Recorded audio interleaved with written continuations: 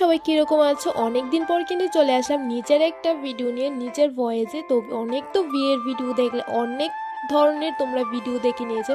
তা সব কিছু বাদ দিয়ে চলে এসো আমার নিজের ভিডিওতে। এবার কিন্তু আমি আজ কিন্তু একটা রান্নার ভিডিও তোমাদের সাথে শেয়ার করতে চলেছি। আর কী রান্না শেয়ার করব, তোমরা কিন্তু সেটা ভিডিওটা পুরোটা দেখো, তারপর কিন্তু বুঝতে পারবে। আর আজকে কীভাবে কম তেলে রান্না করতে হয় সেটাও কিন্তু ভিডিওর মধ্যে আমি শিখিয়ে নেব তোমাদেরকে।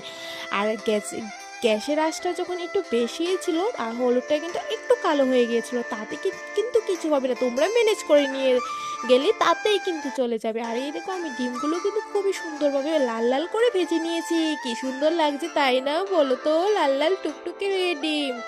আর এই দেখো, আমি কিন্তু এবার তেজপাতাগুলো একটু ভেজে নিয়েছি। যেই তেলে আমি ডিমগুলো ভেজেছিলাম সেই তেলে কিন্তু আজ রান্না করব আমি।